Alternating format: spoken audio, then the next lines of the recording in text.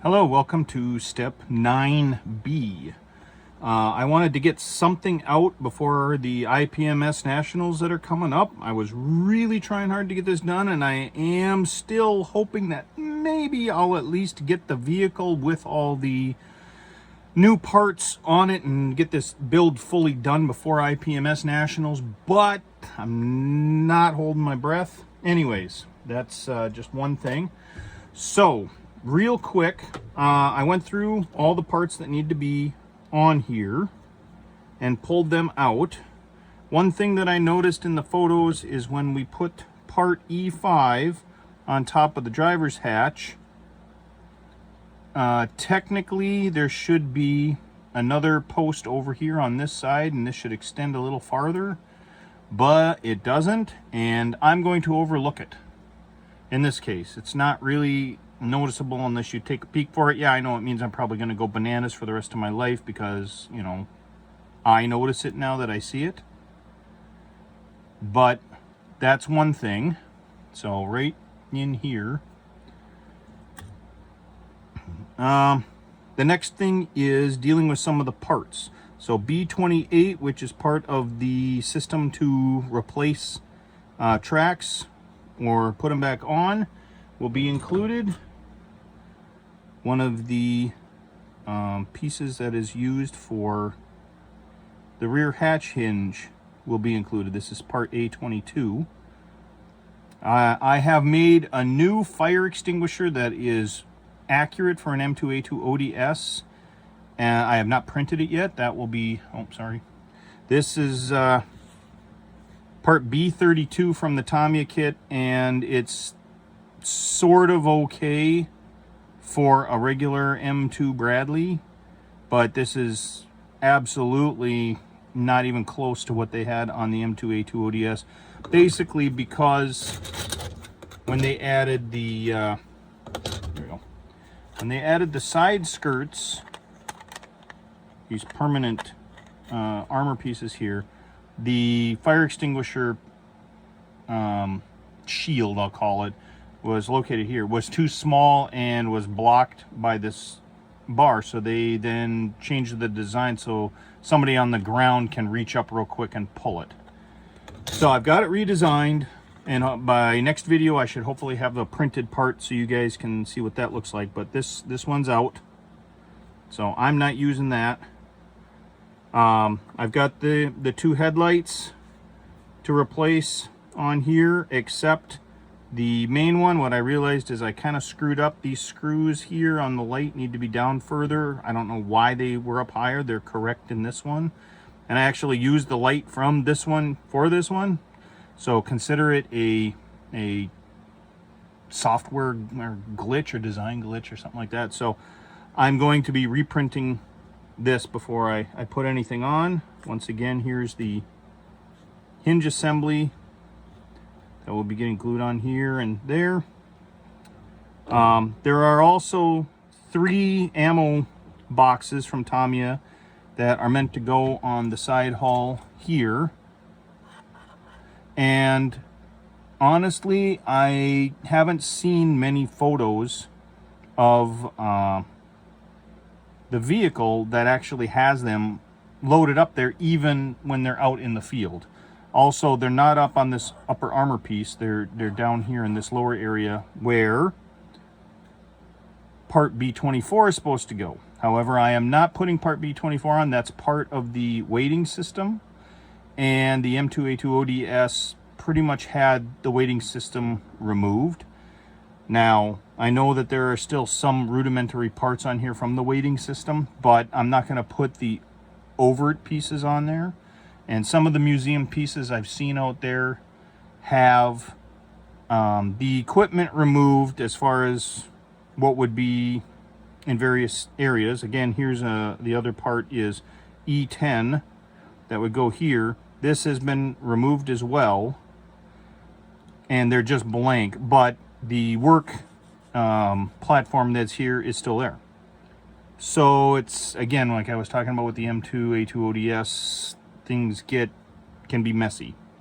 However, the track spreader, the spare track F21, which I have not pulled out yet. Track spreader and the axe head, which are all located here. I want to double check the location of part B39, the axe head, before I put it on, but otherwise I'm planning on just putting the track spreader up on the rear hull and the spare track right here on the side at this point.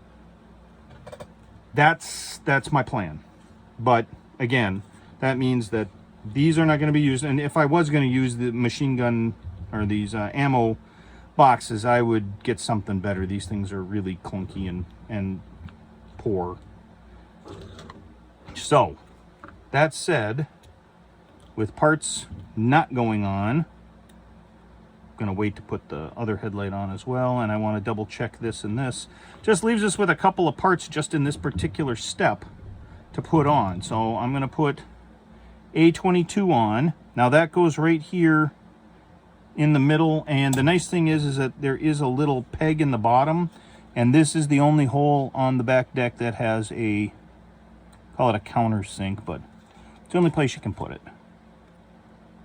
So just put it in, make it nice. Now the one thing that I do with these kind of plugs is I'm going to go back after this dries, so tomorrow or whenever, and maybe I'll put a little putty in there, I don't know, but I'm going to want to file that down so that it just looks like this post or hinge, whatever, is a part of the hull welded on, rather than having the seam lines of having put that on. So that's in place. I am now going to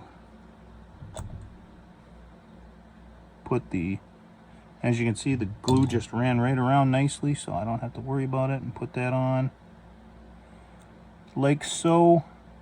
Get it to fit nice. Again, like so. I think that this gives a good accounting of what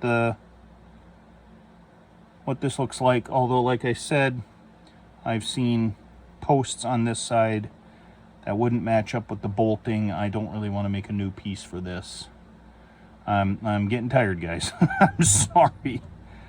I want to move on.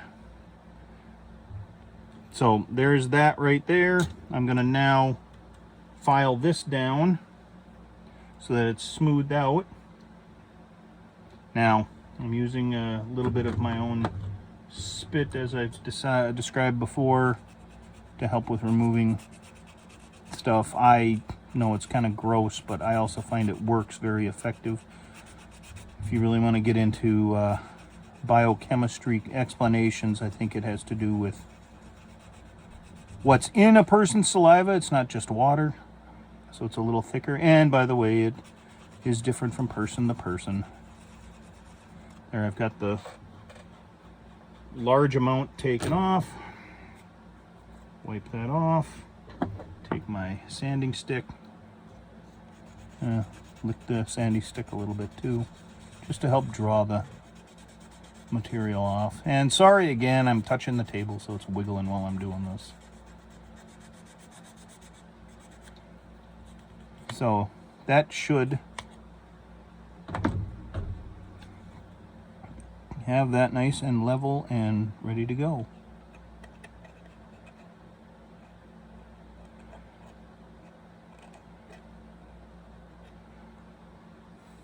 I also want to do the big reveal. I know a lot of you have guessed what I'm going to actually do with this, but not quite ready to say anything official because, you know, I'm a dork. And it's fun. So I'm going to put the driver's hatch in place. I'm confident with this. And with it in place, I'm going to glue it and let the capillary action pull that glue in. I'm not going to get too bent beyond that. So the last part of this now is to just put this in. And as can be seen, what's nice is with the putty in there, I don't have to worry about the holes. No, I'm not gonna just leave it like that. What I want to do is make sure from different angles that this is square, because the the work I did on the hatch is a little rough. Now, here's the trick with that. First, I'm going to actually put some glue underneath this. This is something that I do like to do if I can get away with it. So I'd rather use the plastic in the kit to hold this on, to glue it on. And photo etch and resin will respond to the plastic in the kit. Now I'm using the glue here to soften up the edges of those parts, the edge here that I kind of cut out with the knife from the last go around, just to kind of blend it a little better. It's kind of an odd piece, the way that they did the turret, and I don't know if they remanufactured existing turrets or if they're all brand new turrets that have that different shape. But just to make sure everything looks okay when it's done, I'm just kind of hitting the whole thing with glue. This will soften it up a little bit, make it kind of nice in that regard. So we'll take a look at it next time. I should have those other parts printed out. One other thing to note is the Tamiya M2A2 ODS kit does come with the general shape and look of the new exhaust that was put on there, but I found it to be kind of lacking for something that people are really going to look for that know this kit. So I real quick designed a replacement part. I started based on the Orochi and MENG exhaust pieces, and then went and started doing some look at the prototypes, and I found that there are 3 sub-variants of the new exhaust setup. It's kind of confusing. I'm not sure what goes with what, because they're all on serving vehicles rather than on museum pieces. So I don't know if there were field mods to add different details or to bring it up to a current level. I don't know the history of how the exhaust was set up, and if there was like a initial new design and then they kept upgrading it as they went along and got more information, or if it's just different, you know, maybe a field mod versus manufacturing or manufactured in a plant, or what. I really don't know. So at this point in time, I'm just designing a new exhaust that's going to go as a drop-on piece right there. And we're getting really close to being done with the mods that need to be done on this hull. So I'm going to leave it here. I am going to work really hard on printing the pieces off, and hopefully I'll be able to make a bunch of these videos real quick as I go along to get this build done and show you what I'm going to do with it, so then I can hopefully take this to IPMS Nationals in a few days, and people can see it up close and in person. So with that, keep modeling, have fun, and I will see you later.